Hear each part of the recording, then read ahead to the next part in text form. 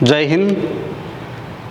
जैसा कि आप सभी मित्रों को विदित है कि अपन पिछले 5 साल से लगातार उन बच्चों पर काम कर रहे हैं जो किसी न किसी रूप से बाल अपराधों में लिप्त हैं, जो भिक्षावृत्ति, बाल श्रम, कचरा बीनना, किसी ढाबे पर काम करना, इन सभी कार्यों में वो बच्चे काम करते थे।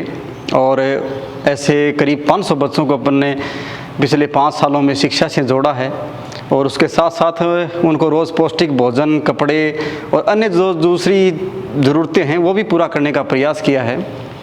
इन सब कार्यों के साथ साथ जब भी कोई सूचना आती है किसी पीड़ित परिवार की, किसी शोषित परिवार की, किसी वंचित परिवार की, जिसमें किसी बीमारी के कारण कोई परिवार बर्बाद हो चुका है, दवाइयों के लिए उनके पास पर्याप्त राशि नहीं है, कोई बेरोज़गार भाई, कोई दिव्यांग भाई जो किसी एक्सीडेंट के कारण, किसी दुर्घटना के कारण उनके परिवार में खाने पीने का भी संकट आ गया है, तो ऐसे परिवारों में भी हम जहाँ तक संभव होता है पहुँचने का प्रयास करते हैं। पहुँचा नहीं जाए तो यार मित्रों संग मिलजुल करके उनकी यथा योग्य जो मदद है वो करने का प्रयास करते हैं। इसके अलावा जो निर्धन तबके की जो लड़कियां हैं, जो जिनके किसी के पिता नहीं होते, गरीबी चारों ओर से घेरे हुए होती है, ऐसी बहन बेटियों की शादी में भी अपन साथी मिलजुल करके यथायोग्य जो योगदान है वो करते रहते हैं। अब पिछले दिनों ही फरीदाबाद के एक मलखान भाई ने, जो कि 2 साल पहले एक्सीडेंट हो गया था, जिसके कारण उस पर अपने बीमारी का इलाज करवाने में भी काफ़ी संकट आया। लोगों ने मिलजुल करके चंदा इकट्ठा करके उसका इलाज करवाया।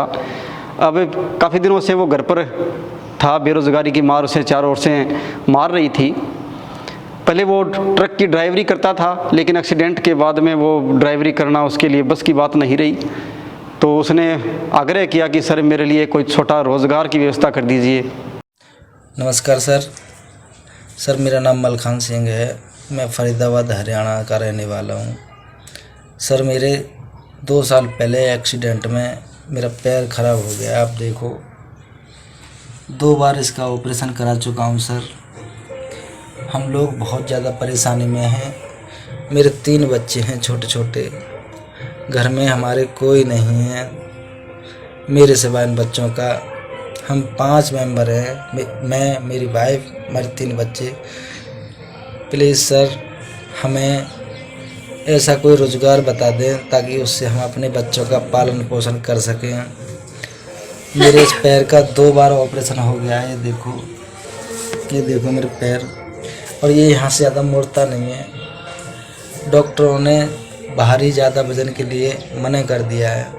अब डॉक्टरों ने बोल दिया है कि तुम कोई हल्का फुल्का काम कर सकते हो, ऑटो वगैरह चला सकते हो, या जो ई रिक्शा वगैरह बैटरी वाला होता है वो चला सकते हो। मैं सभी से हाथ जोड़ कर कहता हूँ, प्लीज़ मेरे बच्चों पर रहम करो। प्लीज़ हमें कोई ऐसा रोज़गार दिला दें ताकि मैं अपने बच्चों का पालन पोषण कर सकूँ। प्लीज़ हमारी मदद करें। हम लोग 2 साल से बहुत ज़्यादा परेशानी में हैं।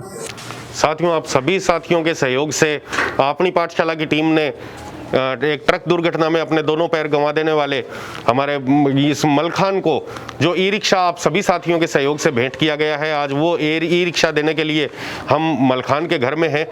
और ये फरीदाबाद में एक किश्तों में लिया गया प्लॉट है। फरीदाबाद में इन्होंने कुछ साल पहले किश्तों में एक छोटा सा प्लॉट लिया था और उस प्लॉट में लेटरिन बाथरूम और एक कमरा बना के अपने परिवार को पाल रहे हैं, अपने 3 बच्चों के साथ में। और क्या कि कंस्ट्रक्शन में बचा हुआ सामान इधर पड़ा है। बाकी ये 1 कमरे का मकान है। इस एक कमरे के घर में अब मलखान अपनी पत्नी और 3 बच्चों के साथ रह रहे हैं। मलखान खुद और मलखान की बीवी दोनों मजदूरी करते थे, पर अब दोनों पैर खराब होने के कारण से, इनके इलाज के कारण से पत्नी मजदूरी पे, पत्नी काम करने के लिए जा भी नहीं सकती क्योंकि इनकी देखभाल करनी पड़ती है। इन्हें दैनिक कार्य भी, खुद के निजी कार्य भी पत्नी के सहायता से करने पड़ते हैं अभी, क्योंकि एक पैर का एक्सीडेंट होने से रोड डली हुई है और वो पैर मुड़ नहीं पाता। तो नहीं मुड़ने के कारण से पूरा मूवमेंट नहीं होता। 3 बच्चे और अपना छोटा सा परिवार पालने पोसने के लिए इन्होंने एक वीडियो के माध्यम से आप सभी साथियों से गुहार की थी कि मुझे कोई रोजगार का साधन उपलब्ध कराया जाए तो मैं अपने परिवार को पाल पाऊंगा।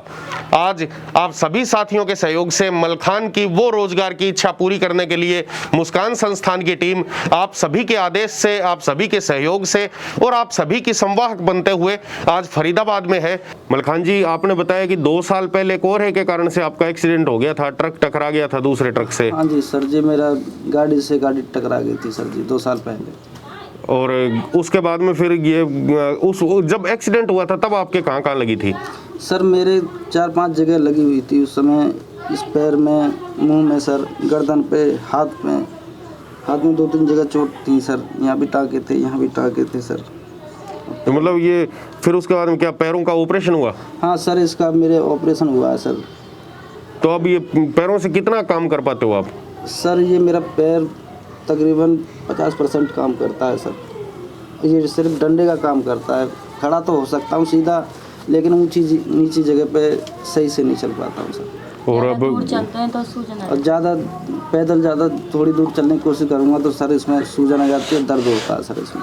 तो अब डॉक्टरों का क्या कहना है, इसका इलाज संभव है क्या आगे? सर डॉक्टर जहाँ पे हमने ऑपरेशन कराया तो सर मैंने वहाँ पता किया, मैंने सर ये पैर मेरा यहाँ से ज़्यादा मुड़ता भी नहीं है। मैंने कहा जी ये मुड़ेगा कि नहीं, करेगी ऐसे ही रहेगा, पैर नहीं मुड़ेगा, बाकी आप कसरत करती रहिए। और तो फिर उसके बाद में फिर आपने जो वीडियो बनाया था जी, ये आपने अपने मन से ही वीडियो बना के और सोशल मीडिया पे डाल दिया था? जी सर, क्योंकि मुझे पता लग गया कि मैं बड़ी गाड़ी अब नहीं चला पाऊँगा, क्योंकि बहुत ज़्यादा दिक्कत होती है ब्रेक लगाने में। और ये देखो ऐसे मैं अब कर रहा हूँ उसको, ये गिर कर रहा है यहाँ से पैर, ये गिर करता है यहाँ से।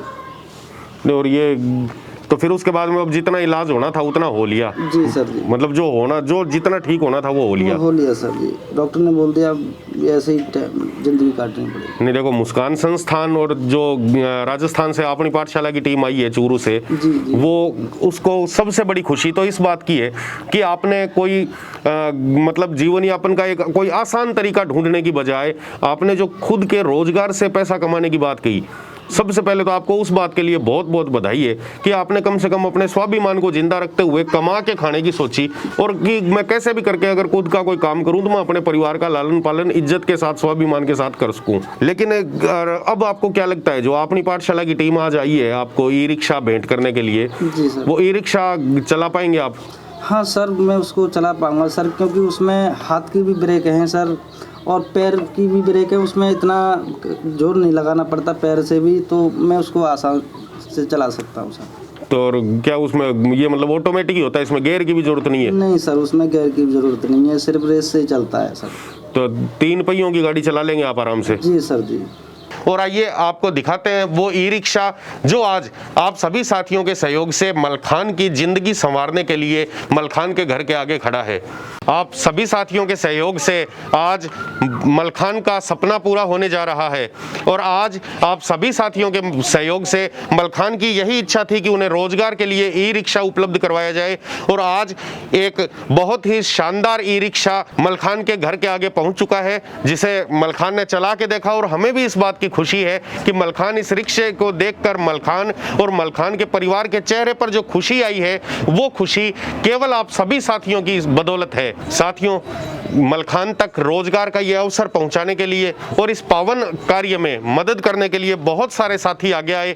सभी साथी साधुवाद के पात्र हैं। जायल के दुर्गाराम कड़वासरा, मित्र सुशील जी पारीक जायल, अरडावता झुंझुनू से महबूब अली, अरडावता से ही कुलदीप भाई, मलसी सर तारानगर से संदीप जानी, घासला अगुना तारानगर से टेकचंद जी सिहाग, ट्रांसपोर्ट व्यवसायी राजाराम जी कसवा, राजकुमार जी थोरी, सुलखानिया राजगढ़ से अशोक जी जांगीड़, श्री राम अवतार जी मीणा, ईश्वर जी खोद, head constable Kishan Lal, constable Ramchandra Budania, constable Pradeep Jangid Ratanpura, Rajgarh से फौजी दिलीप जी, सुभाष जी दयाल, ललित जी अग्रवाल, कांस्टेबल नवीन सांगवान हरपालू, मित्र श्रवण जी रेवाड़ सहित आप सैकड़ों साथियों ने अपनी अपनी ओर से सहायता उपलब्ध करवाते हुए जो सहायता उपलब्ध करवाई थी, उससे आज अपनी पाठशाला की टीम ने बिजली से, बैटरी से चलने वाला ई रिक्शा मलखान जी तक पहुंचाया है, ताकि ये अपने परिवार का गुजर बसर आसानी से कर सके।